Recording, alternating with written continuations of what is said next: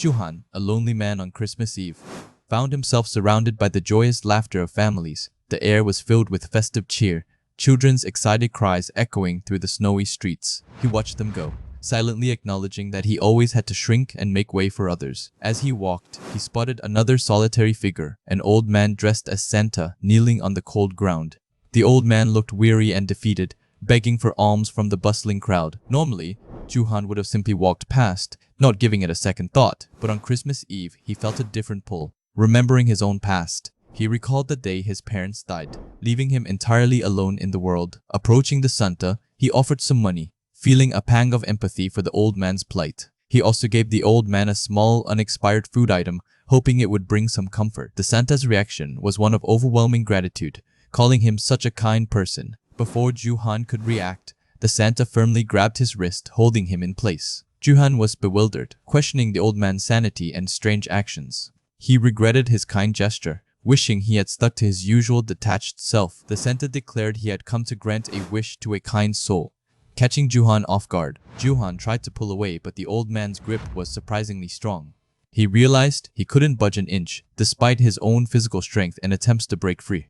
The Santa pleaded, saying he couldn't return to his village until Juhan told him his wish. Juhan sighed, realizing he had no choice but to comply with the insistent old man. He asked if telling his wish would finally make the Santa let go of him. The Santa eagerly confirmed, urging him to share his deepest desire without hesitation. Juhan first wished to win the lottery, a frivolous desire that didn't feel quite right. The Santa dismissed it as insincere, asking for his true heartfelt wish instead. After a moment of thought, a deeper, more personal wish surfaced for Juhan, revealing his true longing. He wished for a family, a profound longing that stemmed from his lonely heart, a family that would never leave him behind, always staying by his side through everything. He repeated his desire, emphasizing his deep need for such a connection in his life. His wish was for a wife, gentle and soft like a rabbit, and a daughter, adorable and lively, as cute as a mongoose, to complete his family. The Santa's eyes lit up, claiming he could smell the earnestness of this deep desire. He instantly recognized the profound solitude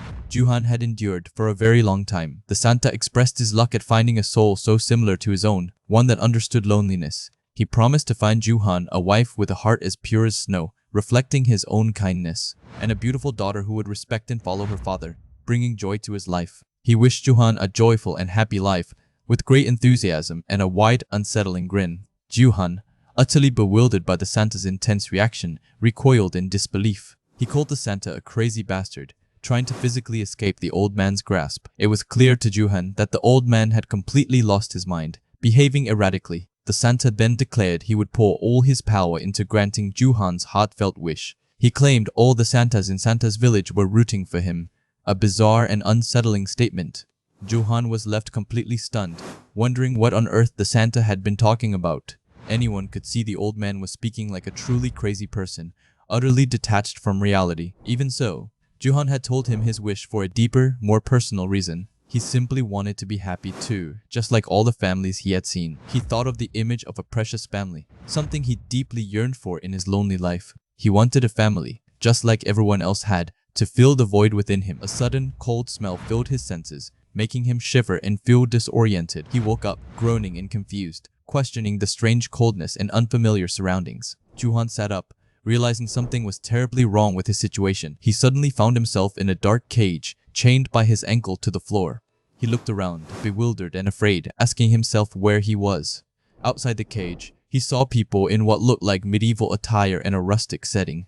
He was shocked, a terrifying realization dawning that he might be in the Middle Ages. The people spoke a language he had never heard before, completely incomprehensible to him. There wasn't a single Asian person in sight, confirming his fears of being in an entirely different world. He didn't know if this was a dream or reality, but a chilling truth began to settle. He believed he had truly fallen into another world, far from his own time and home. Shaking with fear, he tried to cope with the terrifying situation he was in. He sighed, the immense weight of his new reality pressing down on him. He looked at his chained feet, feeling the harshness and despair of his new existence. Then he noticed another person in the cage, slumped and still, beside him. He wondered if the person was dead, a grim thought in his mind. Despite the fear, a primal instinct reminded him that the living had to keep going. He gently touched the other person, muttering an apology for what he was about to do. He took the clothes off the deceased, a necessary, if somber, act for survival. He dressed himself in the tattered garments, the grim reality of his situation sinking in. He remembered Santa's promise of happiness, a bitter irony in his current predicament. He questioned if this suffering was the happiness Santa had spoken of, feeling utterly lost. He wondered if he had misunderstood the very meaning of the word happiness all along. He found himself endlessly stuck inside a carriage, moving with other slaves, their fate uncertain.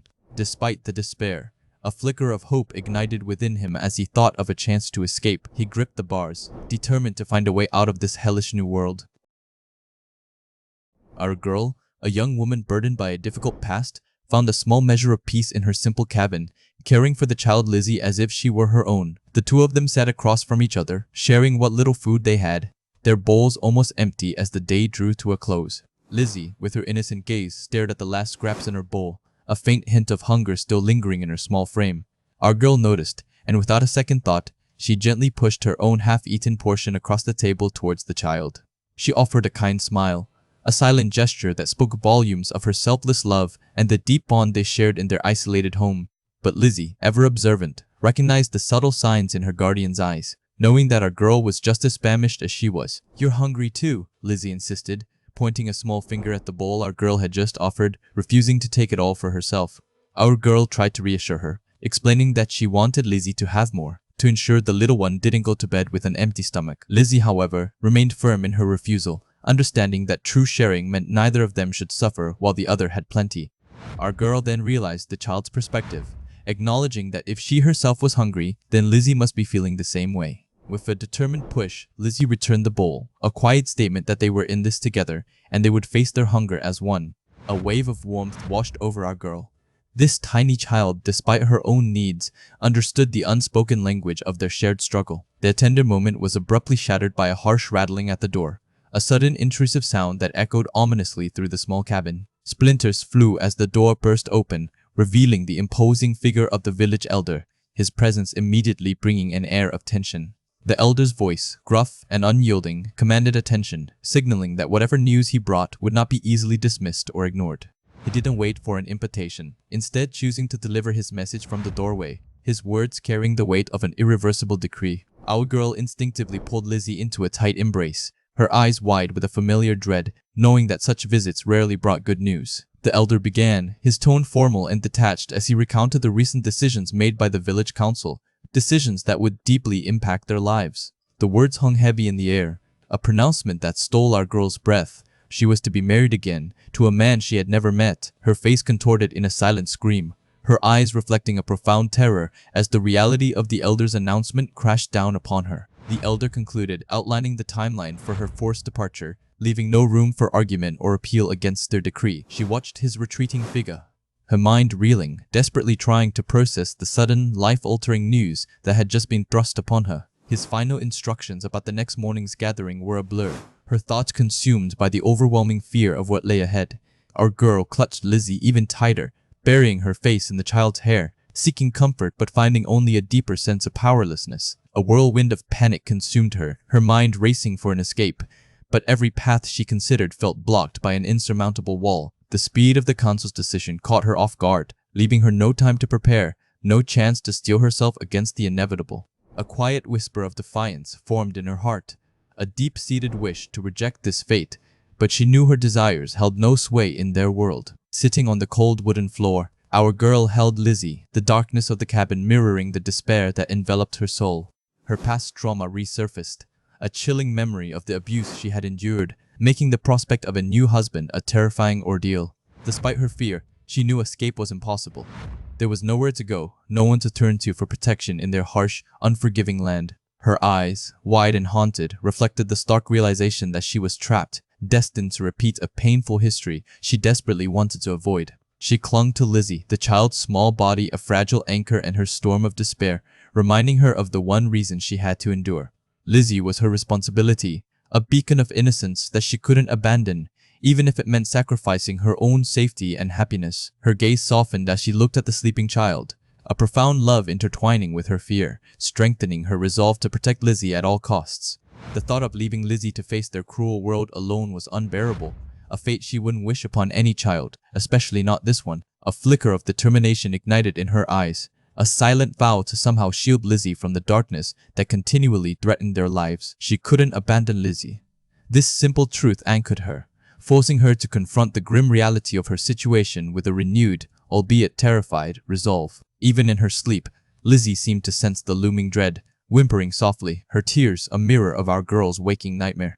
Our girl gently stroked Lizzie's hair, wishing she could shield the child from every sorrow, every fear that life in their world brought. The question echoed in her mind, a terrifying unknown that loomed larger than any mountain, promising a future shrouded in uncertainty. She sat alone on the floor, the empty space around her amplifying her isolation, contemplating a fate she couldn't control. Her gaze fell upon her own trembling hands, symbols of her vulnerability and the harsh realities she had been forced to endure. A painful memory surfaced, a vow to herself never to repeat the choices that had led to her previous suffering, but she felt powerless to act. Her expression was a mix of weariness and a fragile hope, a desperate plea for a different outcome this time, for a chance at peace. She looked at Lizzie, peaceful in her sleep, and a profound sadness washed over her, knowing the child was oblivious to the storm brewing. Our girl recognized the echoes of her own childhood in Lizzie's plight, a shared vulnerability that bound them together in a cruel world. The image of Lizzie, small and innocent, brought back vivid memories of her own early years, marked by abandonment and hardship. Lizzie was just a nameless child, a tiny soul cast adrift, mirroring our girl's own beginning in a world that offered little compassion. She remembered the man, Lizzie's father, who had died, leaving the child an orphan, just as our girl had been left alone. Our girl's own past unfolded. She had arrived at the cabin as a young woman, sold into a life of servitude and abuse. The bitter memory of her father selling her for a paltry rabbit pelt still stung, a testament to her worthlessness in the eyes of her own blood.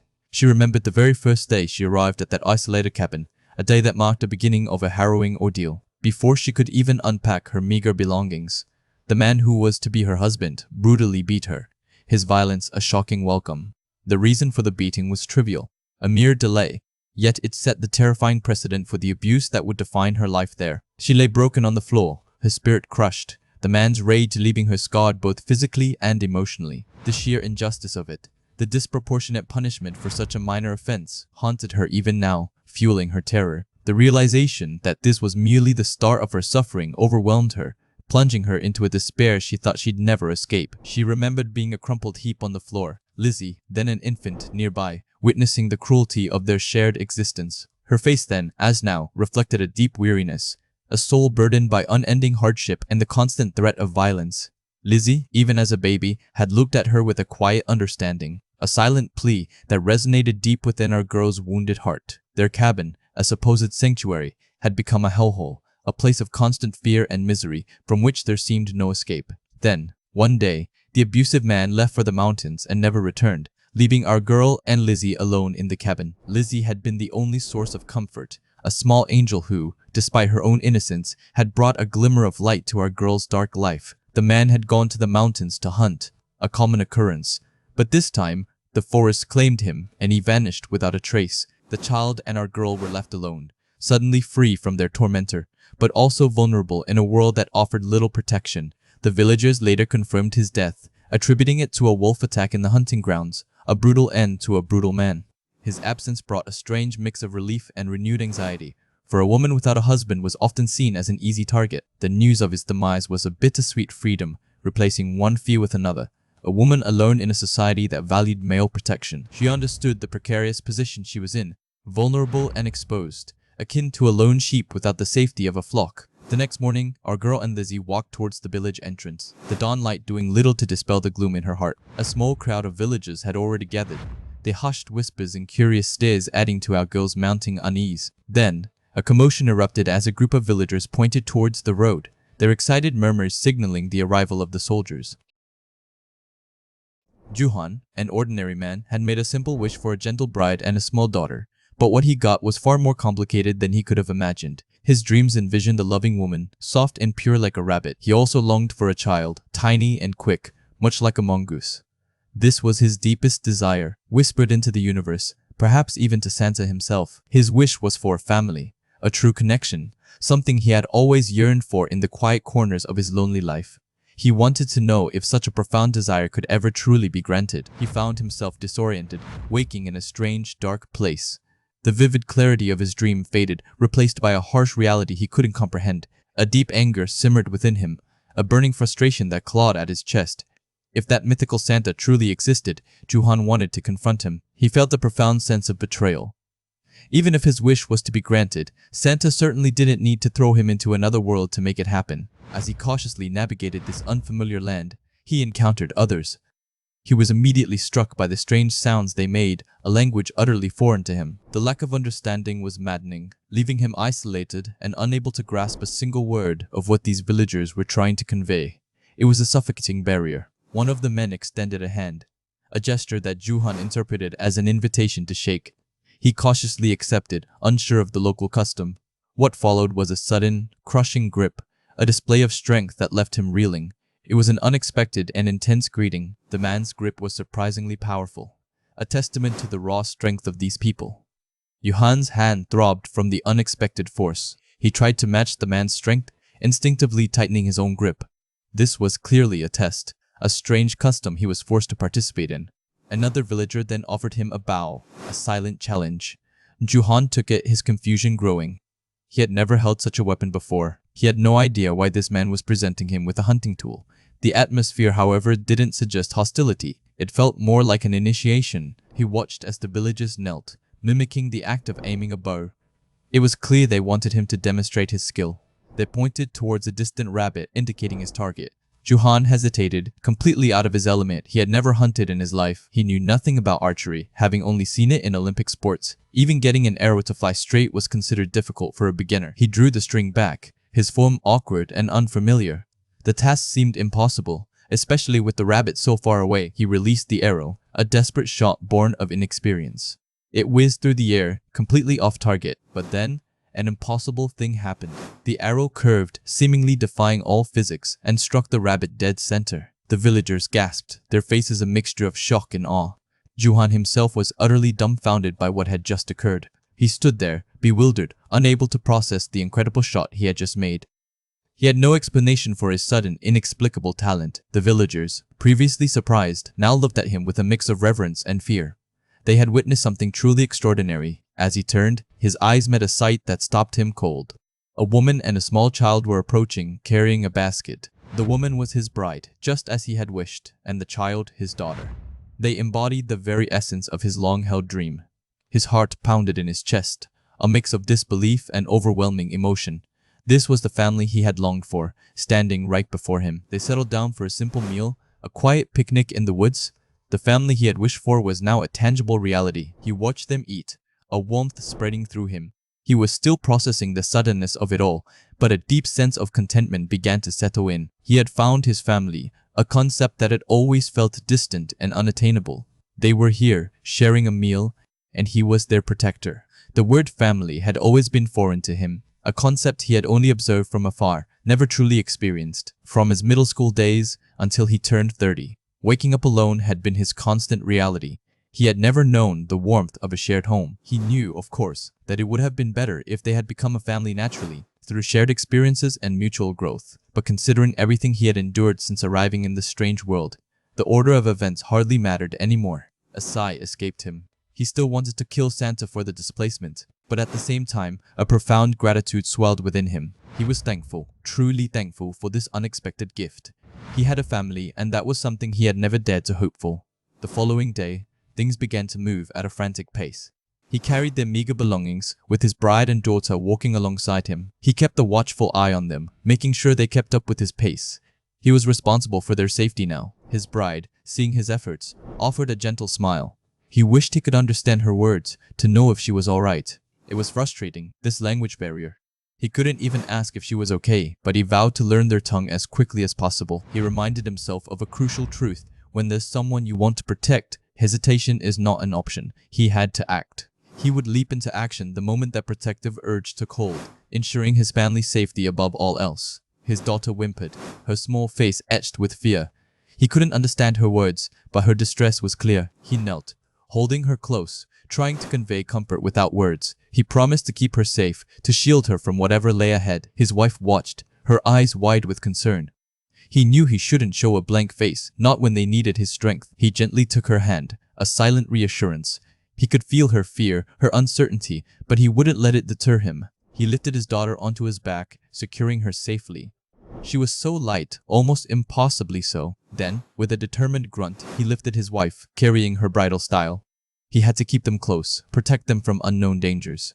His daughter, sensing the change, called out, a soft sound of surprise. He smiled, a silent promise that he would keep them safe. He told them, without words, to hold on tight. He was their protector now, and he would not falter. Even with the luggage and both of them on his back, they felt incredibly light, almost weightless. He wondered if they were far too thin. He knew he needed to learn the language and master hunting quickly. He had to provide for them, to feed them plenty of nourishing meat. His wife reached out, gently touching his cheek. Her touch was soft, a quiet moment of connection amidst the chaos. He leaned into her touch, a silent acknowledgement of their shared journey. This was his family, and he would do everything for them. He was going to be busy from here on out, transforming himself into the provider and protector they needed. They continued through the forest, the old man leading the way to their new home. Juhan carried his family, his resolve firm. He thanked the old man for showing them the way, a simple bow conveying his gratitude despite the language barrier. They arrived at a small, dilapidated cabin. This was where they would be living now, their new beginning in this strange world. He surveyed the cabin, a sense of dismay washing over him. It looked cold, even colder than his old rooftop room back home. He hated the cold, always had.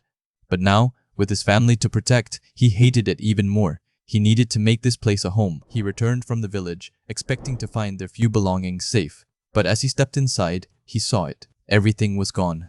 The shelves, the table, even the bow and arrows, the knife, the hoe, and the hammer. Every last bit had been stolen. He stood there, stunned, the harsh reality of their situation crashing down. It was only going to get colder, and he couldn't even repair the house. More importantly, they had no way to defend themselves if a beast were to show up. His family was vulnerable. He found his wife outside, curled up, weeping softly. She was devastated, her shoulders shaking with silent sobs. He knelt before her, gently stroking her hair. He couldn't understand her words, but her pain was clear. Kim Ju-won, a man from another world, felt a deep anxiety about his new family, yet also an undeniable sense of relief. He had been thrust into an unfamiliar role, one he hadn't sought but now embraced with a heavy heart. Back in his old world, he had faced life's harsh realities completely alone after his parents passed away. He had struggled, endured, and survived through sheer grit, with no one to lean on or protect. Now, a family had appeared in his life, offering a future he never thought possible. He realized there was no longer any reason to doubt his ability to face hardship. He made a silent promise, holding them close, to do whatever it took to provide for their new lives. Our boy would protect them, ensuring they would never again know the pain of tears. He would become the husband and father they deserved, a strong pillar for their small unit. This sudden, unexpected responsibility was still unfamiliar to him, a stark contrast to his solitary past. He had so many questions, like whose child this truly was, or why the woman had offered him bread. He couldn't understand why she had been crying, but he knew he wanted it to stop. He believed that if they kept living together and simply tried, they would surely become a good family. The next morning, the initial emotional intensity had faded, replaced by an awkward silence in their small home. He thought they had grown closer after their shared tears, but they seemed to have returned to square one. Still, he found some relief in their wariness. At least they weren't outright afraid of him anymore. He knew he had to start somewhere if they were to truly live together, and an idea sparked in his mind. He decided they should at least know each other's names, a fundamental step towards shared living. He pointed to himself, then clearly declared, Kim Ju-won, hoping they would understand. He repeated it slowly. Kim Ju-hwan, ensuring the sounds were distinct. The woman looked at him, her expression thoughtful, before hesitantly responding. She looked down, her hand on her chest, a moment of shyness. Lizzie, she managed, pointing to herself, and our boy immediately recognized her name. Ah, Lizzie, he affirmed, a warm smile spreading across his face, finding her name quite pretty. He then turned to the small child, wondering what her name might be. The little girl looked back at him, a quizzical expression on her face. She didn't seem to have a name, which left him with a new task. He decided then and there that he would give her one, a name full of hope. Dorothy, he announced. A name inspired by a tale of adventure and friendship. He wanted her to be like that girl from The Wizard of Oz, who embarked on journeys with many companions. He hoped she would find her own happiness and grow into a lovely, spirited child. It was a name meant to guide her to meet good friends and loved ones throughout her life. Dorothy, the little girl repeated, testing out her new identity. She beamed, her eyes sparkling with understanding and joy, truly happy with her new name. Later, Juan was outside, diligently chopping wood, the sounds echoing through the forest. Lizzie watched him, observing his movements, her mind filled with strange thoughts. She found him to be a truly strange man, unlike anyone she had encountered before. His presence was a stark contrast to her painful memories, a gentle breeze in a storm-ridden past. Our boy's smile was genuine, a sight she rarely saw on men. Juan, she murmured, trying out his name, though she didn't understand the words. His pronunciation sounded refined, his voice gentle, a calming presence in her chaotic world. She recalled a time when men had looked at her with different eyes, with different intentions. She had never received such kindness, not even once, making his actions all the more bewildering. Rumors had spread about a country at war successfully summoning a hero, a legendary figure with black hair and black eyes. The very idea of a hero in their humble village felt impossible, almost absurd. It was just a fleeting thought, a shadow of a legend. Yet, she couldn't shake the feeling that he looked somewhat similar to the descriptions. Still, she reasoned, there was no way a true hero would be found in such a place. A hero of legend belonged in a grand palace, not living as a simple mountain keeper. Besides, she reminded herself, it was all just a rumor, something whispered on the wind. She startled when he turned to her, his movements quick but not aggressive. Looking closer, his hair seemed more brown than black, and his eyes weren't quite black either. That brought a strange sense of relief, convincing her he was just a big man, nothing more. She wondered why such a trivial detail brought her comfort, given they had only just met. Then he reached out and gently patted her head, a gesture that completely caught her off guard. She wasn't used to such an action, her body tensing at the unexpected touch. In her experience, a man's hand placed on her head always signaled impending pain. It had always been a prelude to a strike, a warning of the abuse to come. But this was different. It felt nice, a sensation she had never known. She found herself wanting more, a silent wish for him to continue the gentle touch. The moment stretched, filled with an unspoken tension, her heart fluttering. He leaned closer, his gaze soft, and the world seemed to hold its breath. Her eyes widened slightly, a blush creeping onto her cheeks as their faces neared. Then, their lips met. A soft, unexpected contact that stunned them both. It was a complete accident, a moment of clumsy intimacy neither had anticipated. She froze, her mind reeling from the sudden, bewildering kiss. He pulled back sharply, his own face flushed with panic and embarrassment. Our boy was mortified, completely at a loss for how to react to his own blunder. He stammered, unable to form coherent words, his mind a jumble. He grabbed his bucket, a sudden urge to flee overwhelming him. He turned and sprinted into the forest, leaving Lizzie standing there in stunned silence. She stood completely still, her expression a mixture of shock and disbelief. Juan ran, his mind racing, cursing himself for his impulsive actions. He wondered what she must be thinking of him, a stranger who had just kissed her. They were married, yes, but had only just met, and couldn't even speak the same language. He considered just pretending it never happened, but the thought brought no comfort. He kept running, only to realize he had strayed far from the path. He needed to get water and return quickly, but he was utterly lost. Then, a low growl echoed through the trees, stopping him cold. A dark silhouette emerged from the shadows, its eyes glowing with predatory intent. He stood frozen, staring at the terrifying creature before him. This was only the beginning. Juhan, a man burdened by past tragedies, found himself in a forest gathering herbs when a monstrous wolf suddenly appeared. He froze, realizing the immediate danger he was in as the beast lunged with glowing red eyes. By instinct, he grabbed a sturdy stick, preparing for a hard fight to survive its relentless attacks. The wolf was powerful and aggressive, biting and scratching him, leaving him severely hurt and in great pain.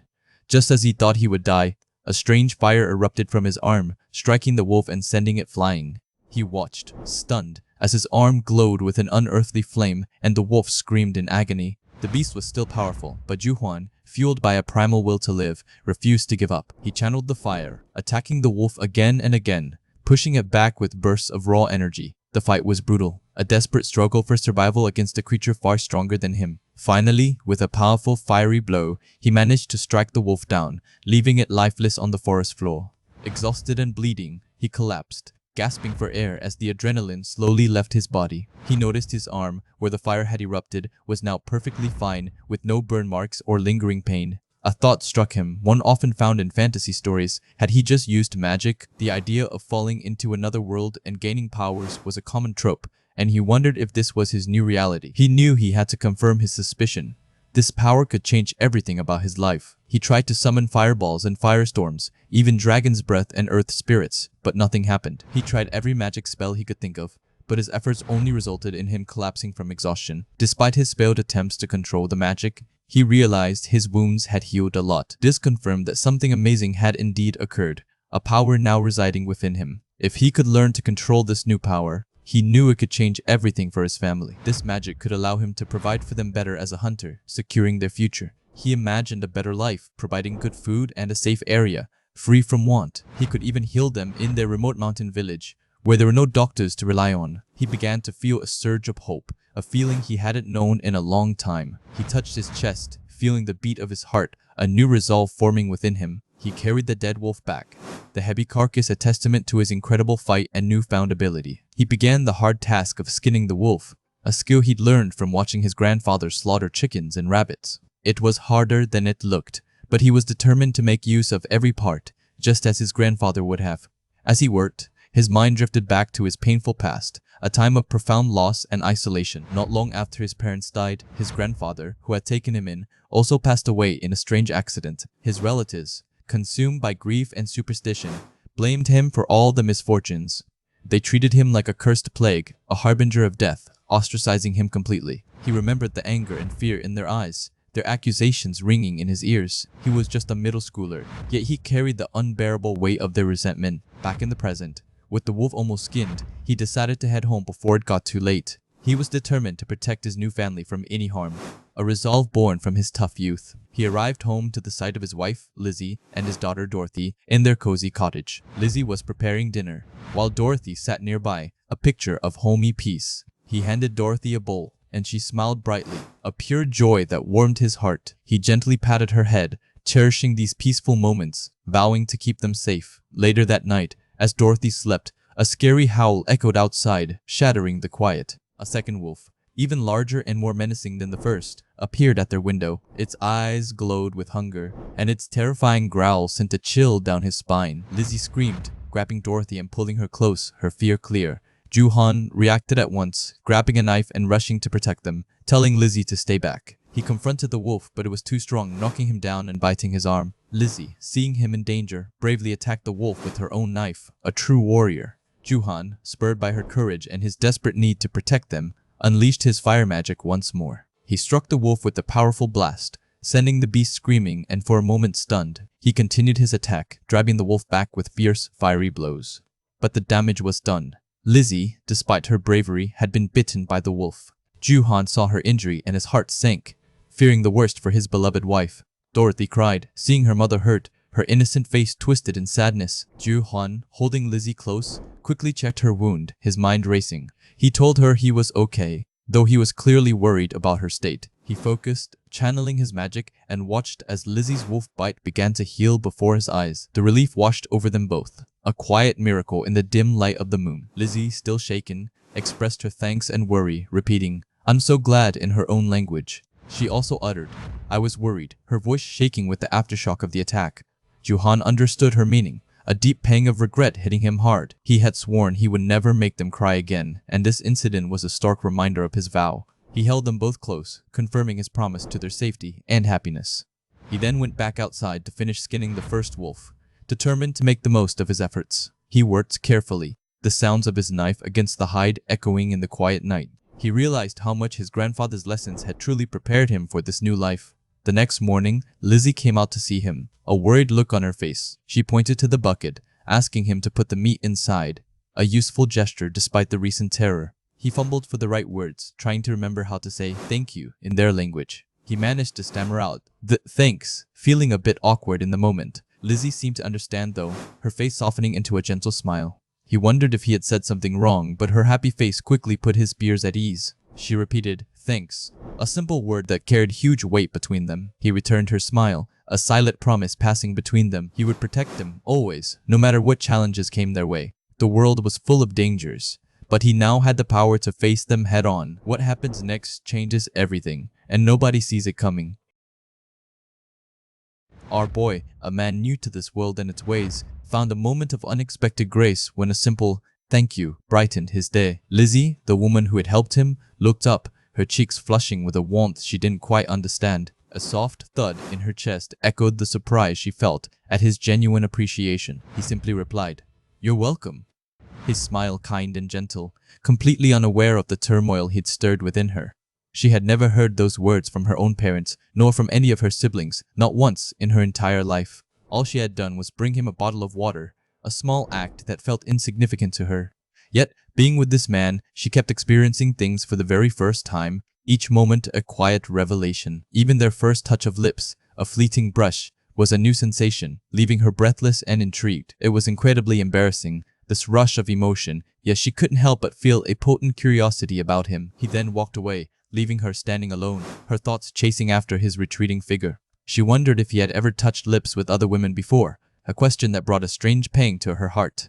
For some reason, her heart ached with an unfamiliar mix of longing and a nascent jealousy. It was so strange, her heart fluttering wildly, making her feel as though she might cry from the intensity of it all. As he prepared the meat, she watched him, utterly surprised by his actions. He was doing things that were traditionally a woman's task, yet he acted as if it were the most natural thing in the world for him.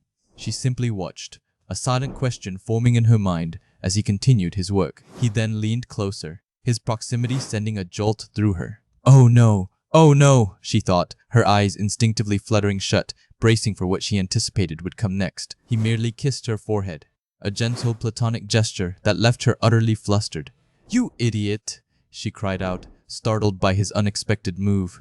"Why did you close your eyes?" she demanded, her cheeks burning with a fresh wave of embarrassment. She was mortified, imagining how foolish she must have looked, like someone eagerly awaiting a kiss on the lips. "This time," she vowed silently, "I won't close my eyes, so there's no misunderstanding." He leaned in again, and this time, their lips met in a soft, lingering kiss.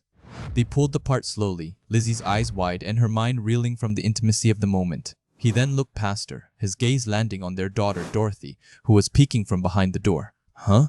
Dorothy?" he said, his voice laced with surprise, clearly unaware of her presence until now. Lizzie's heart sank. Dorothy had seen them, the entire intimate moment unfolding before her innocent eyes. Dorothy, a tiny figure, peeked out, her wide eyes taking in the scene. Lizzie felt a rush of heat flood her face, utterly consumed by embarrassment. Later, walking through the woods, our boy carried the bucket, while Lizzie and Dorothy followed close behind. He turned to Lizzie, offering a heartfelt thank you, his voice warm and sincere. Dorothy, walking beside him, looked down, a shadow of sadness crossing her small face. Our boy noticed her change in mood, wondering what was wrong, then realizing he hadn't thanked her by name. "Dorothy," he said, kneeling down, his voice gentle, "thank you for helping." Her face instantly lit up, a bright, joyful smile spreading across her lips as she basked in his direct acknowledgement. Lizzie, however, still looked a little downcast, a quiet melancholy lingering in her expression. Back at the house, Lizzie was diligently drying the wolfskin, which gave off a strong, musky odor. Our boy noted the powerful smell, wondering why she chose to dry such a pungent item inside the house. He then remembered how precious and valuable that wolfskin was to Lizzie, understanding her careful handling of it. Dorothy, meanwhile, was happily playing with the wolfskin, completely oblivious to its strong scent. Lizzie watched her daughter, a soft smile gracing her lips, finding joy in Dorothy's simple happiness. Our boy looked at them, a gentle smile on his face, happy to see them enjoying themselves. Lizzie was now in the process of pickling meat, meticulously preparing it for storage. He observed her technique, thinking he should watch closely and try to do it himself next time. He reflected on how glad he was to have saved the fat, realizing its unexpected usefulness in this new world. There were so many things he needed to learn and do, so many new skills to acquire to thrive here. He needed to understand what counted as wealth, how to purchase goods, and the intricacies of exchange. He wanted to master these essential things as soon as possible, driven by a fierce determination. Deciding he had rested enough, he stood up, ready to get back to work and continue his efforts. Lizzie was startled by his sudden movement, her eyes widening in surprise. He paused, asking if she wanted him to stay seated, concerned he might have alarmed her. She quickly reassured him, saying she was okay and had rested enough, insisting it didn't hurt anymore. He offered a gentle smile, promising he wouldn't overdo it, aiming to ease her worries. She watched him go, a quiet resolve in her gaze as he headed out the door.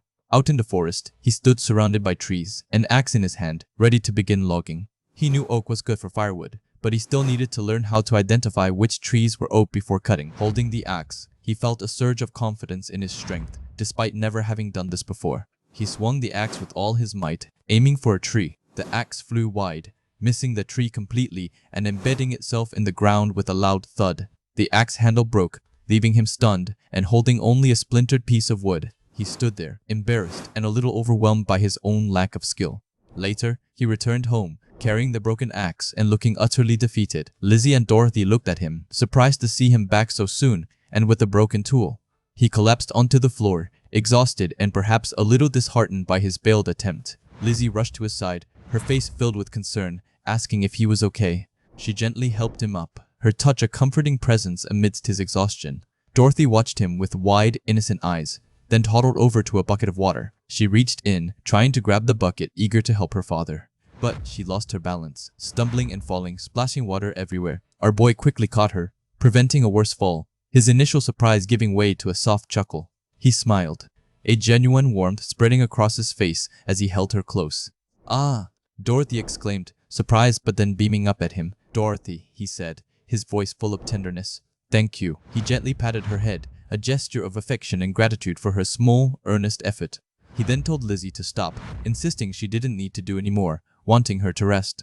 She looked at him, a radiant smile on her face, feeling a profound sense of happiness. It felt like a dream, this newfound joy, so different from the life he had known before. Until just a few days ago, he had believed he would never experience this kind of happiness. Now, as much as he was happy, he wanted to ensure Lizzie and Dorothy would always be smiling too. Later, as night fell, smoke drifted from the chimney of their cozy home. They ate dinner together, a quiet, peaceful scene, with Dorothy already asleep at the table. Lizzie looked at him, a soft, contented expression on her face, and he met her gaze with a gentle smile.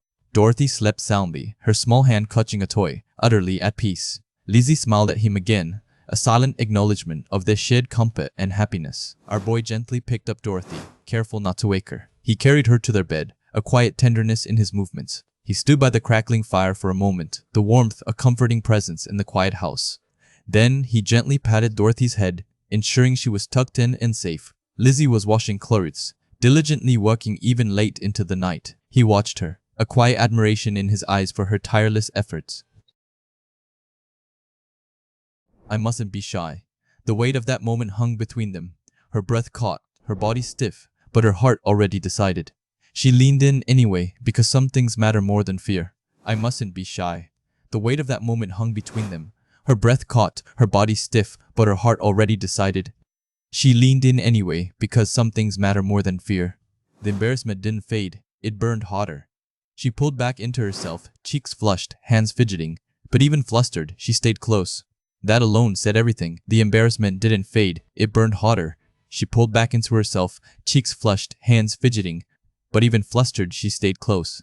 That alone said everything. He reached out and took her hand. No words, no grand gesture, just that quiet contact in the dark, the kind that says, "I'm here," better than any speech ever could. He reached out and took her hand. No words, no grand gesture, just that quiet contact in the dark, the kind that says, "I'm here," better than any speech ever could. He reached out and took her hand. No words, no grand gesture, just that quiet contact in the dark, the kind that says, "I'm here," better than any speech ever could. He reached out and took her hand. No words, no grand gesture, just that quiet contact in the dark, the kind that says, "I'm here," better than any speech ever could. He reached out and took her hand. No words, no grand gesture, just that quiet contact in the dark, the kind that says, "I'm here," better than any speech ever could. Sleep. A simple word, but from him it felt like shelter. They stepped outside together under a night sky, and for once the dark felt safe rather than heavy. Sleep. A simple word, but from him it felt like shelter. They stepped outside together under a night sky, and for once the dark felt safe rather than heavy. She had always feared the night, grown up knowing it as the hour when peace ended and dread began. That old wound ran deep, deeper than she ever let show. She had always feared the night, grown up knowing it as the hour when peace ended and dread began. That old wound ran deep, deeper than she ever let show. Her father's voice used to fill the dark like thunder. Her mother's crying would follow, soft and endless, bleeding into dawn. She learned early that nighttime meant bracing for pain. Her father's voice used to fill the dark like thunder. Her mother's crying would follow, soft and endless, bleeding into dawn. She learned early that nighttime meant bracing for pain. She used to lie awake asking when the quiet would finally come. She feared she'd inherit her mother's fate, that suffering was simply what marriage looked like from the inside. She used to lie awake asking when the quiet would finally come. She feared she'd inherit her mother's fate, that suffering was simply what marriage looked like from the inside. But tonight was different. The crack of firewood woke her gently, and she found herself in bed, warm, safe, his arm beneath her head like it had always belonged there. But tonight was different. The crack of firewood woke her gently, and she found herself in bed, warm, safe, his arm beneath her head like it had always belonged there. But tonight was different. The crack of firewood woke her gently, and she found herself in bed, warm, safe, his arm beneath her head like it had always belonged there. But tonight was different. The crack of firewood woke her gently, and she found herself in bed, warm, safe, his arm beneath her head like it had always belonged there. But tonight was different. The crack of firewood woke her gently, and she found herself in bed, warm, safe, his arm beneath her head like it had always belonged there. But tonight was different. The crack of firewood woke her gently, and she found herself in bed, warm, safe, his arm beneath her head like it had always belonged there. But tonight was different. The crack of firewood woke her gently, and she found herself in bed, warm, safe, his arm beneath her head like it had always belonged there. He had even tucked her in without a word. She hadn't asked. He had just done it. That small, wordless care hit harder than any declaration could have. He had even tucked her in without a word. She hadn't asked. He had just done it. That small, wordless care hit harder than any declaration could have. He had even tucked her in without a word. She hadn't asked. He had just done it. That small, wordless care hit harder than any declaration could have. So relieved. That was the only word for it. The night she had known growing up, sharp and cruel, felt like another lifetime. This man had quietly rewritten what night meant. So relieved. That was the only word for it. The nights she had known growing up, sharp and cruel, felt like another lifetime. This man had quietly rewritten what night meant. So relieved. That was the only word for it. The night she had known growing up, sharp and cruel, felt like another lifetime. This man had quietly rewritten what night meant. She lay still as the world stirred awake around them, not wanting to break the spell. Her heart was too full, too fragile for movement. She wished this could simply last. She lay still as the world stirred awake around them, not wanting to break the spell. Her heart was too full, too fragile for movement. She wished this could simply last. She lay still as the world stirred awake around them, not wanting to break the spell. Her heart was too full, too fragile for movement. She wished this could simply last. Morning came softly. She was already up and moving, bucket in hand, back to the work of living. When he appeared beside her, effortlessly matching her rhythm, morning came softly. She was already up and moving, bucket in hand, back to the work of living. When he appeared beside her, effortlessly matching her rhythm. Morning came softly. She was already up and moving, bucket in hand, back to the work of living. When he appeared beside her, effortlessly matching her rhythm. Morning came softly. She was already up and moving, bucket in hand, back to the work of living. When he appeared beside her, effortlessly matching her rhythm. Morning came softly. She was already up and moving, bucket in hand, back to the work of living. When he appeared beside her, effortlessly matching her rhythm. Morning came softly. She was already up and moving, bucket in hand, back to the work of living. When he appeared beside her, effortlessly matching her rhythm. He called her dear. Just that one word, casual and warm. She froze. Her face went red before she could stop it. He noticed, and something quietly delighted sparked behind his eyes. He called her dear. Just that one word, casual and warm. She froze. Her face went red before she could stop it. He noticed, and something quietly delighted sparked behind his eyes. He called her dear. Just that one word, casual and warm. She froze. Her face went red before she could stop it. He noticed, and something quietly delighted sparked behind his eyes. He called her dear. Just that one word, casual and warm. She froze. Her face went red before she could stop it. He noticed, and something quietly delighted sparked behind his eyes. He called her dear. Just that one word, casual and warm. She froze. Her face went red before she could stop it. He noticed, and something quietly delighted sparked behind his eyes. He called her dear. Just that one word, casual and warm. She froze. Her face went red before she could stop it. He noticed, and something quietly delighted sparked behind his eyes. He called her dear. Just that one word, casual and warm. She froze. Her face went red before she could stop it. He noticed, and something quietly delighted sparked behind his eyes. He asked what he should call her, honey, dear wife, or simply Lizzie. She hesitated, heart stuttering. Then she made her choice. Please call me dear. A small thing, a huge thing. He asked what he should call her, honey, dear wife, or simply Lizzie. She hesitated, heart stuttering. Then she made her choice. Please call me dear. A small thing, a huge thing. He said it again.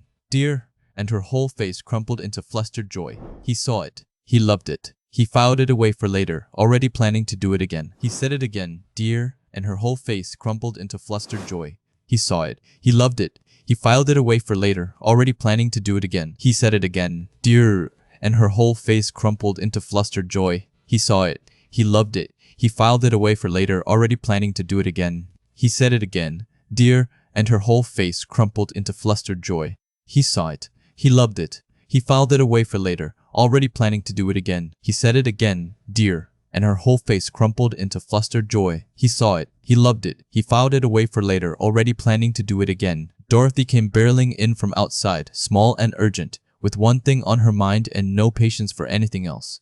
The energy of a child who has spotted something and will not be stopped. Dorothy came barreling in from outside, small and urgent, with one thing on her mind and no patience for anything else. The energy of a child who has spotted something and will not be stopped. Meat. That was the word she was after, wrestling it out syllable by syllable. Meat, meat, until she landed it clean and proud. Small victory, giant smile. Meat. That was the word she was after, wrestling it out syllable by syllable. Meat, until she landed it clean and proud. Small victory, giant smile. Meat. That was the word she was after, wrestling it out syllable by syllable. Meat, until she landed it clean and proud. Small victory, giant smile. Meat. That was the word she was after, wrestling it out syllable by syllable. Meat, until she landed it clean and proud. Small victory, giant smile. Meat. That was the word she was after, wrestling it out syllable by syllable. Meat, until she landed it clean and proud. Small victory, giant smile. Meat. That was the word she was after, wrestling it out syllable by syllable. Meat, until she landed it clean and proud. Small victory, giant smile. Meat. That was the word she was after, wrestling it out syllable by syllable. Meat, until she landed it clean and proud. Small victory, giant smile. Meat. That was the word she was after, wrestling it out syllable by syllable. Meat, until she landed it clean and proud. Small victory, giant smile. He laughed, made his promise, and headed out into the woods. Another wolf would be fine, he told himself. He was ready this time. Better weapon, better mindset. Bring it on. He laughed, made his promise, and headed out into the woods. Another wolf would be fine, he told himself. He was ready this time. Better weapon, better mindset. Bring it on. He laughed, made his promise, and headed out into the woods. Another wolf would be fine, he told himself. He was ready this time. Better weapon, better mindset. Bring it on. The forest had other plans. The air shifted the moment he stepped deeper in, something thick and wrong pressing down from all sides. This wasn't like last time. The forest had other plans. The air shifted the moment he stepped deeper in, something thick and wrong pressing down from all sides. This wasn't like last time. The forest had other plans. The air shifted the moment he stepped deeper in, something thick and wrong pressing down from all sides. This wasn't like last time. He kept moving, but the weight of it only grew. A vast forest, wide open, and somehow he felt like the walls were closing in. Whatever was ahead, it wasn't just a wolf. He kept moving, but the weight of it only grew. A vast forest, wide open, and somehow he felt like the walls were closing in. Whatever was ahead, it wasn't just a wolf. He kept moving, but the weight of it only grew. A vast forest, wide open, and somehow he felt like the walls were closing in. Whatever was ahead, it wasn't just a wolf. He kept moving, but the weight of it only grew. A vast forest, wide open, and somehow he felt like the walls were closing in. Whatever was ahead, it wasn't just a wolf. A figure in a dark hood stepped out of the shadows. No animal, no beast. A person, still, deliberate, radiating something that made every instinct in him go quiet and sharp. Who is that? A figure in a dark hood stepped out of the shadows. No animal, no beast. A person, still, deliberate, radiating something that made every instinct in him go quiet and sharp. Who is that? A figure in a dark hood stepped out of the shadows. No animal, no beast. A person, still, deliberate, radiating something that made every instinct in him go quiet and sharp. Who is that? A figure in a dark hood stepped out of the shadows. No animal, no beast. A person, still, deliberate, radiating something that made every instinct in him go quiet and sharp. Who is that? A figure in a dark hood stepped out of the shadows. No animal, no beast. A person, still, deliberate, radiating something that made every instinct in him go quiet and sharp. Who is that? Juhan, a seemingly unskilled man with immense hidden power, was about to become the target of an old hunter's desperate, long-held revenge. The old man, a seasoned hunter, had been tracking a massive beast, but was shocked to find traces of it here, clearly killed by something enormous. He carefully examined the scene, realizing the tracks were too obvious to have been left by a typical animal. This prey was likely massive. Standing in the quiet woods, the old man reflected on Juhan's apparent lack of skill, wondering how such a man could have handled a beast of that size. He had watched Juhan for days, observing the man who appeared to be a mere mountain dweller, someone who barely knew how to wield a blade. The thought of this giant, who seemed completely ignorant about hunting, having killed such a huge creature struck the old man as impossible. Even a professional hunter would struggle to take down a massive beast alone, especially without a proper weapon, let alone someone like Juhan. The old man shook his head in disbelief, unable to reconcile Juhan's apparent weakness with the evidence before his eyes.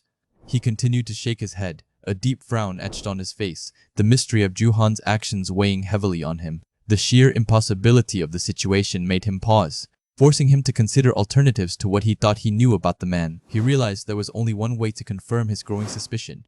He needed to investigate the truth for himself. The old man had followed Juhan from a distance, watching him with a mixture of curiosity and growing suspicion in the dimly lit forest.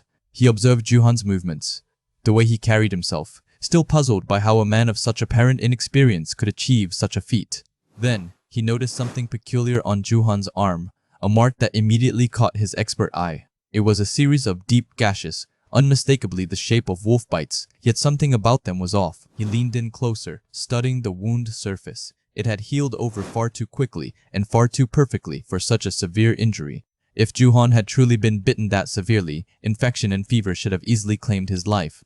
Worse still, if the bones had been exposed, the blood vessels and muscles should have been completely shredded, leaving him crippled. Yet, Juhan was moving around perfectly fine, completely unaffected, unlike what the old man would expect from someone with such wounds. He shouldn't have been able to move around so perfectly, to appear so strong, especially not a giant like him. This realization led the old man to only one conclusion, a singular possibility that explained everything. Could this man be a mage? And not just any mage, but a very rare and powerful one at that. A gulp escaped the old man's throat, the implications of his discovery slowly dawning on him. He knew there were mages in this world, beings capable of extraordinary feats beyond the understanding of ordinary folk.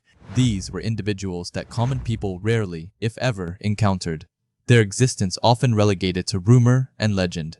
If Juhan truly possessed such power, if he was indeed a mage, then a unique opportunity had finally presented itself. The old man's face contorted into a dark, determined smile, his eyes glowing with a sinister resolve, as if a long-awaited chance had arrived. It was a chance for revenge, a hope he had thought would never come, a burning desire he believed would stay with him until his dying day. The old man remembered his past, a time when he too was a vigorous young man, full of life and ambition. Back then, if you became a forest keeper, managing a noble's mountain or woodland, a period of military service was obligatory. He had been obligated to spend a certain period on the battlefield, proving his worth through combat. If you earned military merit there, you could eventually become one of the Lord's retainers, a position of respect and stability. He had left his father behind, wandering from village to village, seeking his own path in the world. His dream was to become a mountain dweller, an independent hunter, free from the constraints of noble service. Not long after, he had become the mountain keeper of a certain village, believing he had found his place. It was a mountain overflowing with abundance, a place that promised a good life. Its only flaw, he learned, was a peculiar lack of firewood, which seemed minor at the time. Since even commoners could enter the Lord's forest, people had to venture deeper into the mountains to find wood. He thought this was actually a good opportunity to learn the terrain better, to become a more skilled hunter. He never once considered why the villagers gathered firewood only from the shallow mountains, a detail he would come to regret. A forest keeper tasked with protecting and managing the Lord's woods was required to have all 4 limbs intact when signing the contract. But right before the official contract was to be signed, he failed to meet the conditions and was rejected. He had never anticipated the danger lurking in the deeper parts of the mountain. He was attacked by a goblin, a horrifying creature that tore into his leg. The goblin's roar echoed through the forest as it savagely bit into him, leaving him gravely wounded. That's when he discovered the horrifying truth. Goblins lived within this mountain, deep in its shadowed valleys.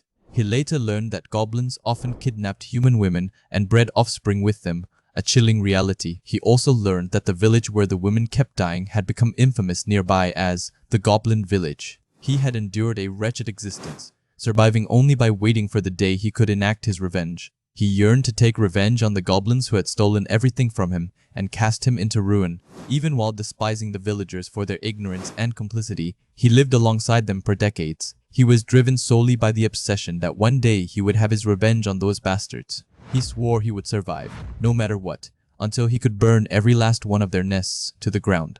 Now, looking at Juhan, he felt a surge of hope. This man, he believed, could make his long-held dream a reality. Juhan possessed an enormous frame and monstrous strength, qualities rarely found in anyone around here. And on top of that, he had an absurd, almost unbelievable healing ability, making him truly unique. This man, the old hunter realized, could become an even stronger and more monstrous hunter than he had ever seen. Right now, the goblins were hiding deep within the mountains, biding their time. But once they ran short of women, the goblins would definitely attack the village again, plunging it into terror. Before that dreadful day arrived, the old man resolved to turn this strong man into an exceptional hunter, ready for the fight. He needed to keep the existence of the goblin den a secret until Juhan signed the contract, binding him to his cause. Once the contract was made, its binding force would take effect, ensuring Juhan couldn't simply run away whenever he wanted. Juhan gave a polite smile, but the old man noticed he kept his center of gravity shifted backward, his guard remaining firmly in place, a subtle sign of constant vigilance. The old man decided to teach Juhan everything he knew, starting from that day forward, pouring all his knowledge into his new apprentice. He was confident that, under his guidance, our boy would become a fine hunter, capable of facing the dangers ahead. The next morning, Juhan woke up feeling as if he had only closed his eyes for a moment, the new day already upon him. He stepped out, careful not to invite the old man inside, as only his wife Lizzie and daughter Dorothy stayed in the house. He watched as Lizzie clumsily tried her best to pack his lunchbox, while little Dorothy eagerly rushed forward with it, almost tripping in her haste. Juhan found his thoughts drifting to his adorable wife and daughter, making him realize he truly didn't want to leave home. He and the old man had been walking for what felt like an eternity, and our boy couldn't help but wonder what he was meant to be seeing. The old man abruptly stopped, turning to Juhan with a serious expression, and simply told him to look down at the ground, his voice low. Our boy stared at the old man's feet, his eyes widening as he realized the strange, almost unnatural, pattern of the footprints left behind. Juhan, a determined hunter, began his rigorous training to master the wild mountain paths. He watched the old man's every move, wondering if his unique footwork was a special technique or something like a powerful earth-shattering stomp. Our boy knew if he wanted to learn it, he would have to observe closely and mimic every precise action. The old man, his face a canvas of experience, started teaching Juhan the intricate mountain paths. He made Juhan touch the tree bark, explaining how the feel of the trees varied from one slope to another. To truly engrave the terrain into his memory, the old man guided Juhan to feel the ground shape over and over again. This tactile learning was crucial, helping him distinguish the subtle differences in the environment around them. He repeated the process, pressing his hands against the earth until the contours of the land were burned into his memory. After a long day of intense instruction, Juhan finally got a moment to rest, sitting on a sturdy rock. He was looking forward to eating the lunch Lizzie had worked so hard to prepare for him that morning. Our boy pulled out the packed meal, its delicious scent beginning to fill the air around them with tempting aromas. Suddenly, the old man sharply told him not to open his lunch there, his voice firm with warning. He warned Juhan that the scent of a human-made meal was completely different from the mountain air and would spread far, attracting wild beasts. Juhan felt a pang of sadness, realizing the immense care Lizzie had put into making this meal for him. He truly hoped this wouldn't be the first and last time he would get to eat her thoughtful cooking. The old man watched him, reinforcing the harsh realities and relentless demands of wilderness survival. He felt like he was going to cry at the thought of wasted effort and the loss of such a simple comfort. Our boy carefully closed the lunchbox, accepting the difficult lesson the mountain had just taught him. The day's teachings were not just about hunting, but about the relentless demands and unforgiving nature of the wild itself. Later, they arrived at a small, rustic house, and Juhan realized this was where the old man lived. Our boy noticed the old man was carrying a bow, but its unusual shape looked a bit strange to him. He was only familiar with bows shaped like a D or a C's, the common designs he knew from his world. He wondered how anyone could even shoot an arrow with a bow shaped like that. It seemed impossible. The old man then handed Juhan a bow, instructing him to take it and follow without question. Juhan hesitated, questioning if he could truly handle such a large and unfamiliar weapon with any skill. The old man simply smiled, his expression conveying quiet confidence in Juwan's inherent ability. He demonstrated, and Juwan observed how it looked like it would take a ridiculous amount of strength to draw such a big bow. Yet, the old man's movements were not rough at all. It was as if time had stopped, despite him pulling back the huge bowstring. With a powerful release, the arrow shot forward, a blur against the green of the forest. It struck a distant tree with a resounding thud, embedding itself deeply into the wood. Ju-won was amazed, finally understanding how to shoot with this strange, powerful bow. It was his turn to try, and he awkwardly positioned himself, mimicking the old man's precise movements. The old man began guiding his posture and grip, adjusting his arms and stance with gentle corrections. He noticed how the old man wasn't shaking even a little, despite the inherent difficulty of the shot.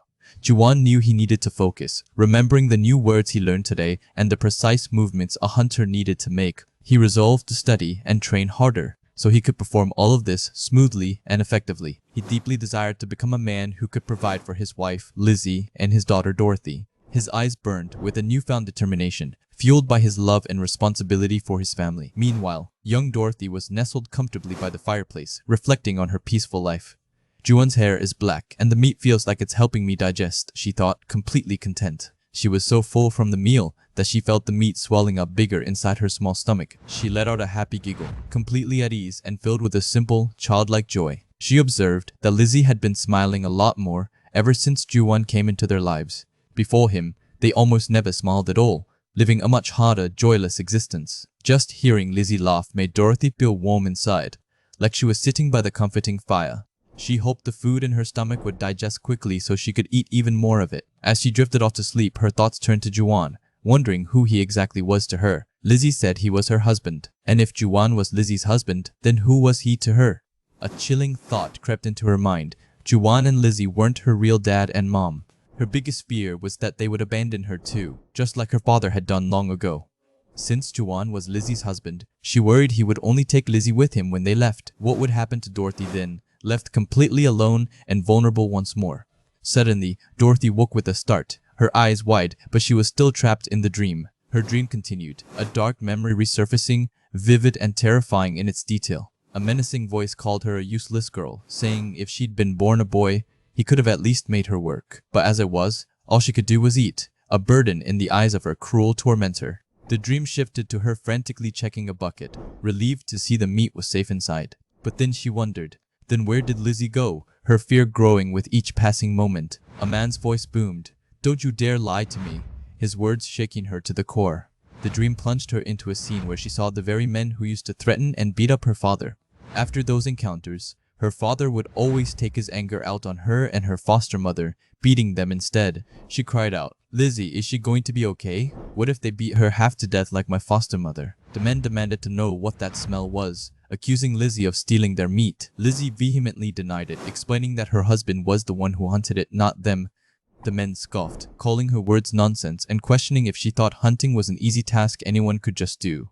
They reminded Lizzie that her husband died and left her for good, and they had given her a new man so she could keep living. They accused her of repaying them by stealing, their faces contorted with greed and anger. They declared they should check inside to see what she had been up to, forcing their way into the house.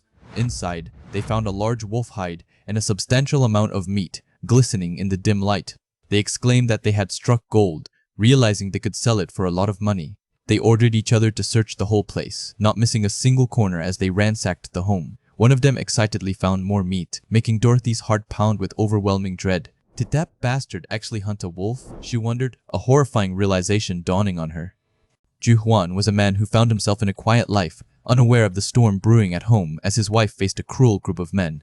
They cornered Dorothy, taunting her with harsh words, reminding her how she once couldn't utter a sound. Now, with a new husband, they sneered. She had found her voice and was showing her teeth. Their mockery was relentless, filled with malice and an intent to harm. One of the men, a burly figure, struck Dorothy across the face, a harsh slat that echoed through the small cabin. She cried out in pain, collapsing to the floor. Dorothy lay there, clutching her throbbing face, a choked "ugh" escaping her lips. Her eyes welled with tears, but she knew she couldn't show weakness. In the corner, her young daughter Lizzie watched the horrifying scene unfold, her small face a mask of terror. She saw her mother's pain and felt a deep, silent fear. Dorothy looked at her daughter, a silent plea in her eyes. She wished she could protect Lizzie from this, from seeing such ugliness. Lizzie's wide, tear-filled eyes reflected the fear she felt. She had seen her mother hurt before, but this time felt different, more menacing. From her hiding spot, Lizzie remembered a time when she was hated, a bad child who only ever hid by herself. This memory added to her quiet despair. She wondered what she could possibly do in this moment, a little girl helpless to stop the unfolding cruelty. Her heart pounded with dread. The men continued their taunts, mocking Dorothy about her new life. They questioned if she thought her life was worth living now that she had a different husband. Dorothy remained on the floor, head bowed, enduring their cruel words. She felt utterly powerless against their aggression. One of the men worried about the mountain guardian finding out, but the others quickly dismissed his concern. They claimed the guardian wouldn't understand their language anyway. They decided that as long as they kept their mouths shut, they would be fine. Their arrogance was chilling, fueled by their perceived impunity. Still, one man expressed concern that it would be a problem if they were caught. The risk, however small, was there. Another added that mountain guardians were hard to come by, and losing this one would indeed be a problem for their community. They quickly dismissed the risks, deciding they could just take Dorothy to the forest.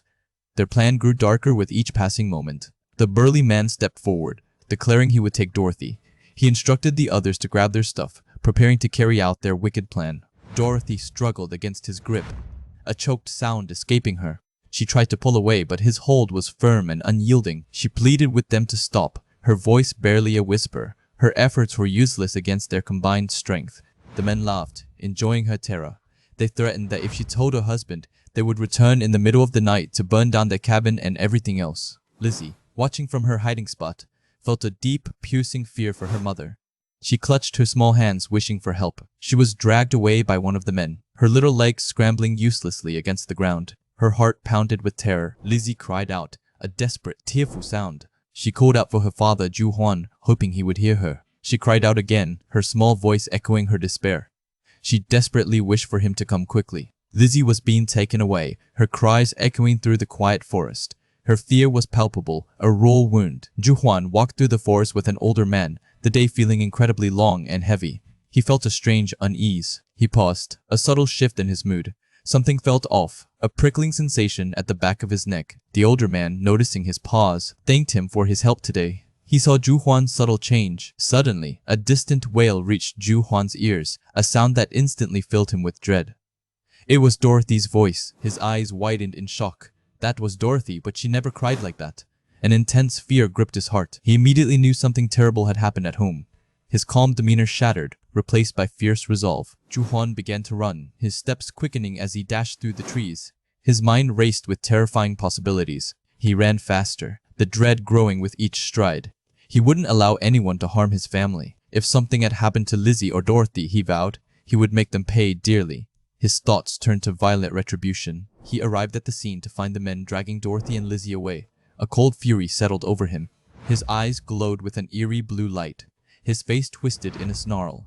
Whoever it was, he would kill them. He lunged forward, his movements swift and brutal. The men barely had time to react before he was upon them. He punched one of the men with incredible force. The man's head snapped back, his body flying through the air. The man crashed to the ground, unconscious, blood splattering from his face. Ju Huan's rage was unstoppable. The others stared in shock, frozen by the sudden, violent display. Ju Huan's presence was overwhelming. Dorothy cried out his name, a mix of relief and terror in her voice. She couldn't believe he was here. He walked slowly towards the remaining men, his footsteps heavy and deliberate. The air around him crackled with power. The men stumbled back, fear etched on their faces. They had underestimated this quiet man. One of the men, the burly one who had hit Dorothy, stood his ground trying to intimidate Ju Huan, but Ju Huan was unfazed. He grabbed the man by the neck, his grip like iron, squeezing hard. The man choked, his eyes bulging as he struggled for air. Ju Huan's strength was immense. He then delivered a powerful kick to the man's stomach. The man doubled over, gasping for breath. The man crashed to the ground, spitting blood. Ju Huan's fury was a terrifying sight. Another man charged, attempting to punch Ju Huan, but he moved with incredible speed. He dodged the attack and countered with a swift blow, sending the man sprawling. He then grabbed the man by the collar and slammed him against a tree. The impact was sickening. The man crumpled, defeated. Ju Huan stood over him, his face a mask of cold fury. He knew he couldn't stop here. He had to make an example of them to ensure this never happened again. Human nature, he believed, was filthy and ugly.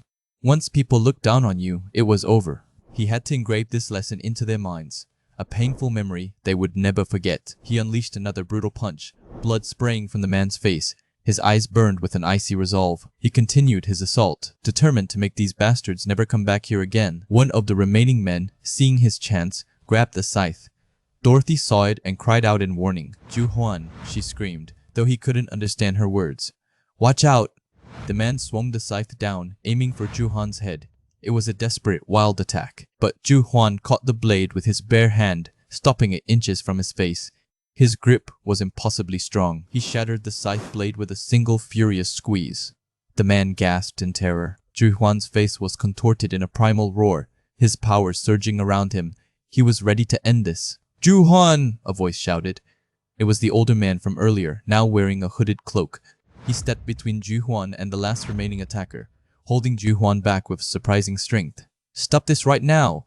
the old man commanded, his voice firm. He pleaded with Ju-hwan to calm down. He pointed to Lizzie, who was still whimpering in terror.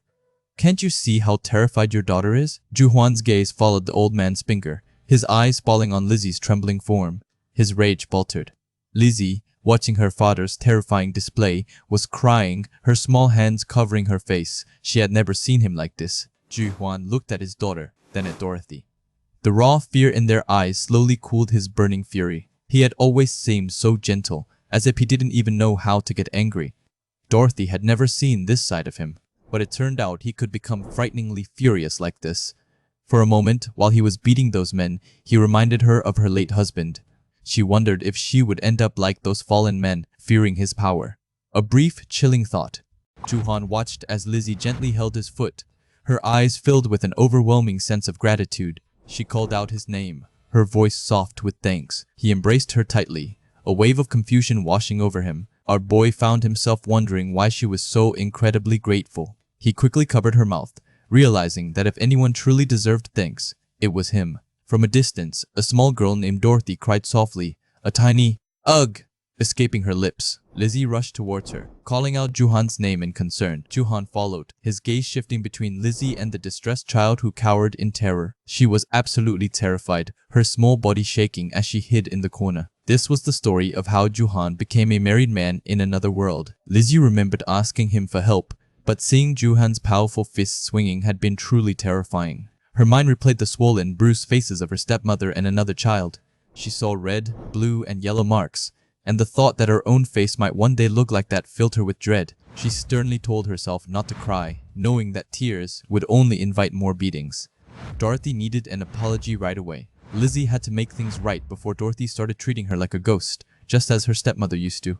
Lizzie knelt before Dorothy, a heartfelt apology on her lips for hiding instead of helping the child. She pleaded with Dorothy, begging her not to leave her alone. Dorothy, still tearful, insisted that it was all her fault. Lizzie embraced the little girl tightly, reassuring her that she had absolutely nothing to feel guilty about. Lizzie explained that she had only pretended not to know Dorothy earlier because she was afraid those cruel men would find her. Dorothy looked up, a glimmer of hope in her eyes, asking if it was really true. Lizzie gently told Dorothy that she had been scared, but everything was fine now because Papa was here. Dorothy's eyes widened, a fragile question forming on her lips. "Papa?" She then sadly recalled that her own father had died. Lizzie then asked Dorothy if she knew who Ju-hwan was. Dorothy replied that Ju-hwan was simply Ju-hwan, and Lizzie's husband, a fact she already knew. Lizzie smiled, explaining that since Ju-hwan was her husband, that made him Dorothy's papa. Dorothy looked utterly shocked by this revelation. Lizzie confirmed that she was Dorothy's stepmother, and Dorothy, after a moment, agreed with a small yes. Lizzie reiterated that, because Dorothy was now her daughter, Ju-hwan automatically became Dorothy's papa. Dorothy's response was an emphatic, "No way." Ju-hwan stood a short distance away, observing the scene. Dorothy continued to exclaim her disbelief. She then asked, her voice full of wonder, "Papa? Is he my papa?"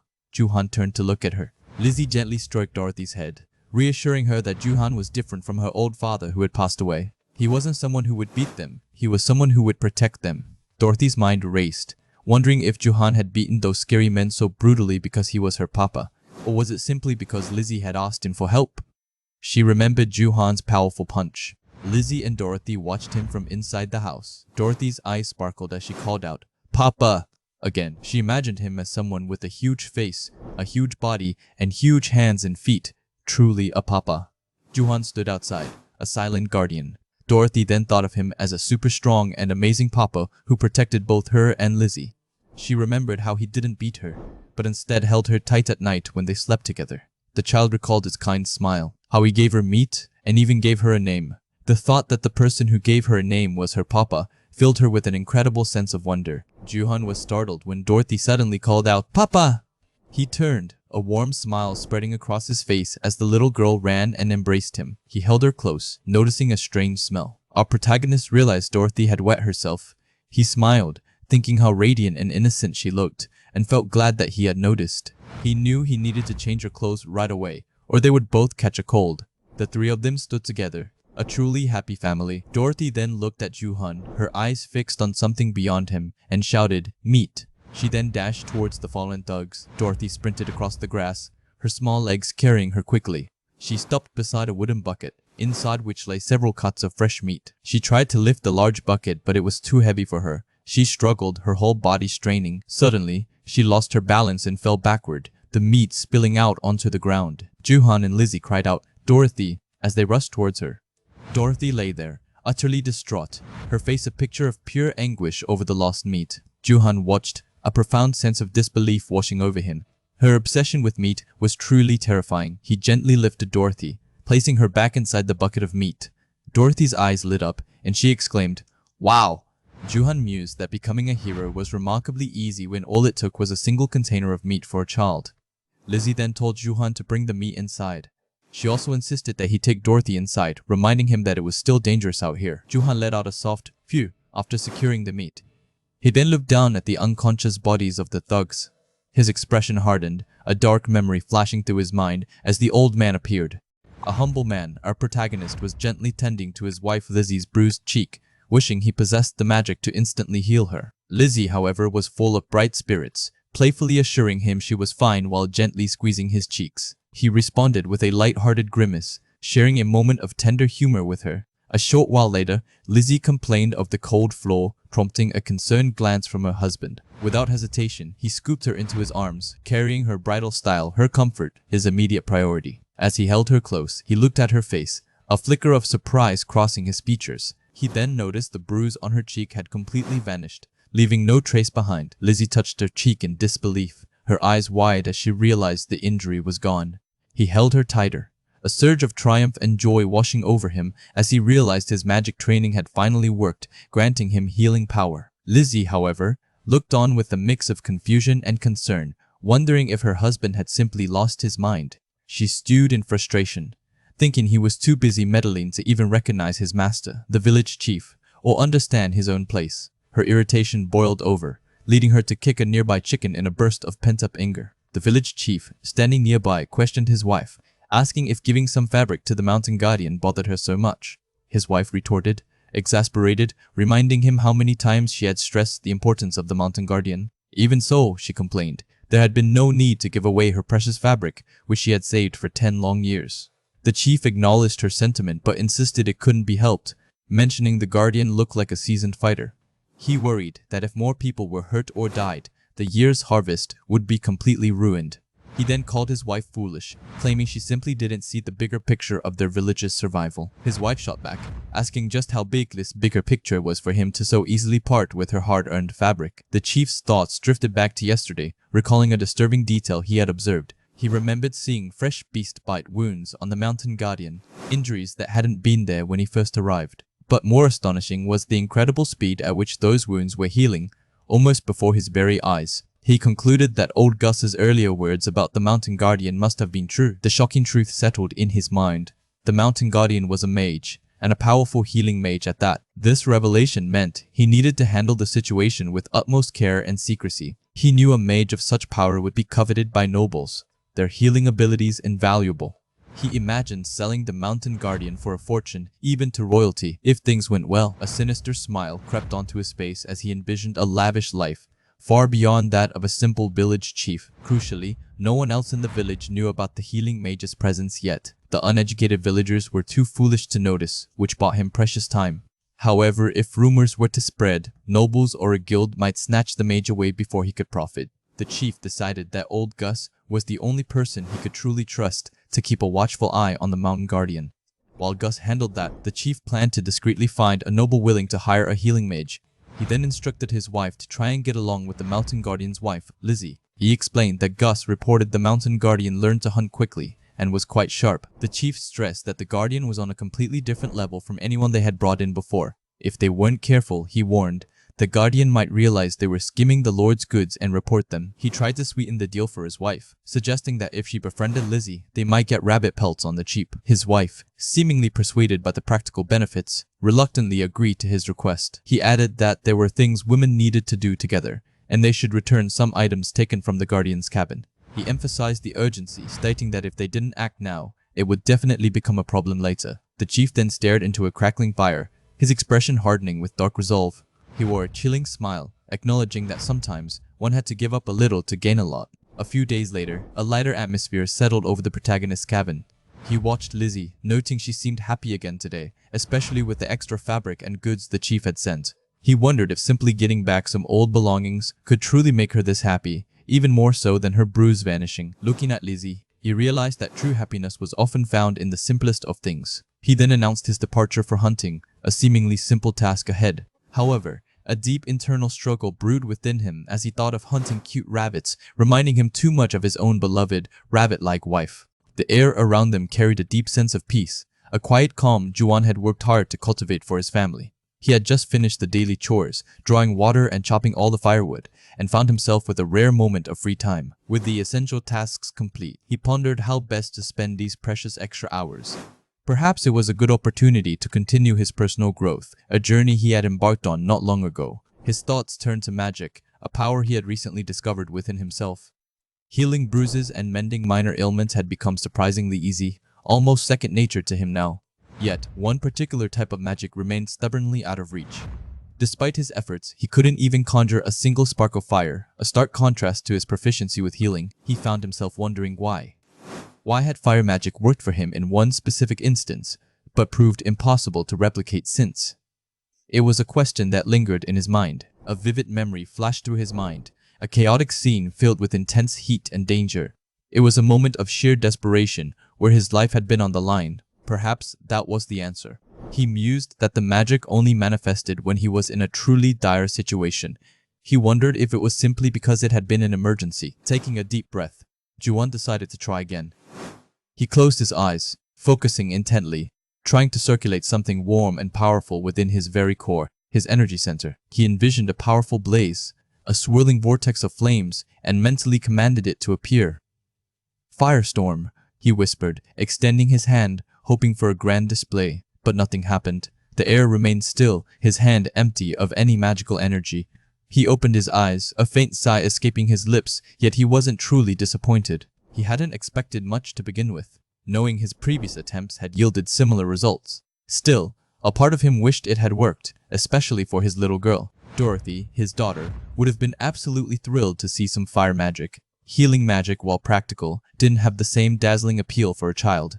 He remembered her curious, yet unimpressed, expression when he had shown her his healing abilities. It didn't glow, it didn't make cool sounds, and it certainly wasn't flashy. Dorothy just wasn't a fan of the subtle art of mending. She craved something more exciting, something that sparkled and popped, something truly magical. He really wanted to show her something spectacular, a small fire trick that would light up her eyes. It was a shame he couldn't produce anything noteworthy. Just as he was about to give up, a tiny flickering flame suddenly materialized on his fingertip. "Huh?" he exclaimed, his eyes widening in disbelief. It was fire. Real fire dancing on his skin, a small victory in his quest for elemental mastery. He stared at it, a mixture of awe and confusion washing over him. The flame was minuscule, barely larger than what a lighter would produce. It wasn't the roaring firestorm he had imagined, but it was undeniably fire. He looked down at the small, dancing light, a faint smile gracing his lips. It wasn't much, but it was a start, a spark of hope for more powerful magic to come. Meanwhile, Dorothy, who had been napping nearby, stirred awake. She rubbed her sleepy eyes, slowly coming to full consciousness, unaware of the small miracle unfolding. Her gaze drifted towards her father, and her eyes suddenly snapped wide open. A look of pure wonder and excitement spread across her face as she processed what she saw. She quickly pointed a tiny finger at Juwan's hand, her mouth open in a delighted gasp. The sight was clearly astonishing to her, a magical spectacle.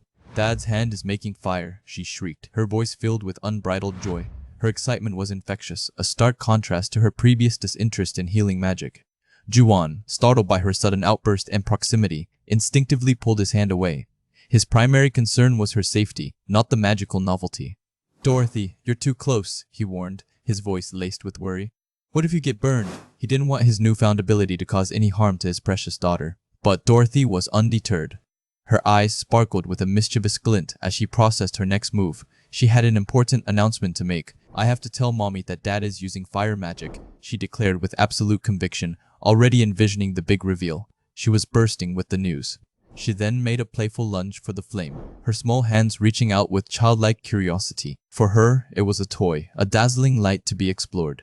Just then, Lizzie, Juwan's wife, rushed out of the house, having heard the commotion. Her face was a mask of surprise, her eyes scanning the scene. She instantly spotted the flickering flame on Juwan's finger, her jaw dropping in shock. The sight was completely unexpected, a sudden breach of the ordinary. "Juwan, fire is coming from your hand," Lizzie gasped, her voice trembling with disbelief. Dorothy, ever eager, chimed in to confirm the unbelievable.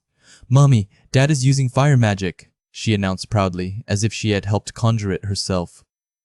The family stood in a moment of shared, astonished wonder. Juwan looked at his wife and daughter, both captivated by the tiny flame. He felt a surge of warmth, not just from the fire, but from their genuine delight. He longed to make the flame bigger, to impress them further, but it remained stubbornly small. It was a struggle to amplify the magic, a limitation he hadn't yet overcome. Regardless of its size, he was glad he could now wield both healing and fire magic. It was a significant step, a broadening of his mystical capabilities. He hoped that with more practice, he could at least light a campfire with it in the future, a small but practical application that would benefit his family. Lizzie, still looking utterly astonished, suddenly turned and dashed back into the house. Her reaction was puzzling, leaving Juwan bewildered. "Huh?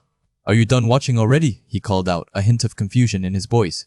He had worked really hard on this, and her abrupt departure felt anticlimactic. He stood there for a moment, the small flame still dancing on his finger, feeling a touch of disappointment. His big reveal had ended rather unexpectedly. A new problem then presented itself. He looked at the persistent flame and realized he had no idea how to make it disappear. It was a minor inconvenience, but a problem nonetheless. He tried to shake it off, but the flame remained. "Ah, whatever," he sighed, resigning himself to the situation. "I'll just live with it until it goes out." He gave another futile attempt to extinguish it, waving his hand, but the flame stubbornly flickered on. The magic in this world truly was strange and unpredictable. He couldn't get a proper grasp on how it manifested or how to control its basic functions. It was a mystery he would have to unravel over time. He walked back inside the house, still pondering the oddities of magic. His thoughts were interrupted by a small voice calling his name. Dorothy sat by a bucket, her lower lip trembling slightly. Her usual bright demeanor was replaced by a look of profound sadness. Her shoulders slumped. "Dorothy?" Juwan asked, his concern immediately shifting to his daughter. He knelt down, noticing the reason for her sorrow. "The meat is so small," she lamented, pointing at the meager portion in the bucket. Lizzie, standing nearby, let out a soft chuckle at her daughter's dramatic complaint. Juwan understood immediately. "Dorothy," he said gently, "you're sad because the meat portion got smaller." Her disappointment was palpable. He looked at her with a determined expression, a silent promise forming in his mind. He knew what he had to do to cheer her up. "Dad will definitely bring back rabbit meat today," he declared, his voice firm and reassuring. He would not let her go hungry. Just then, Gus, an older, seasoned hunter, called out from outside. "Juwan, are you ready?" he asked, signaling the start of their hunting trip. Juwan turned towards Gus, acknowledging him. "Oh, you're here," he replied, a calm readiness in his tone. It was time to fulfill his promise. He turned back to his family. "Well, I'm off," he said, preparing to depart. Dorothy ran up to him, her sadness momentarily forgotten. "Dad, have a safe trip," she wished him, her small voice full of affection. He smiled, touched by her innocent care. He bent down and gently patted her head. "Okay," he said softly. "Good girl." He always made sure to show her his love before leaving. He then turned to Lizzie. "Lizzie, you be careful too," he instructed, his gaze tender. He wanted them both to be safe while he was away. He leaned in and kissed Lizzie, a quick, loving gesture. Dorothy, watching intently, puffed out her cheeks and tried to imitate the kiss, a comical sight. As he pulled back, he caught a faint scent. "Wait, do I smell meat on your breath?" he asked Dorothy, a playful suspicion in his eyes. He looked at her, a knowing smile forming. "You snuck some meat again, didn't you?" he guessed, already certain of the answer. Dorothy's eyes sparkled mischievously. "Yep," she chirped, a wide, innocent grin spreading across her face. She had been caught, but clearly had no regrets. Leaving the house, Juan and Gus headed straight to where Gus had set his snares. The morning air was crisp, and the forest beckoned. As they walked, Gus's lessons continued, turning their journey into a practical training session. He was always teaching, always observing. He would point to various trees along the path, asking Juan if they could be used for firewood. It was a test of observation and resourcefulness. Sometimes, Gus would make him stop abruptly to look for rabbit droppings, teaching him how to track prey through subtle signs. Suddenly, Gus halted and pointed ahead. "Over there," he instructed, his voice low. Juan followed his gaze, his eyes narrowing. What Juan saw was a rabbit, caught in one of Gus's snares. But this was no ordinary rabbit. Its appearance was startlingly different.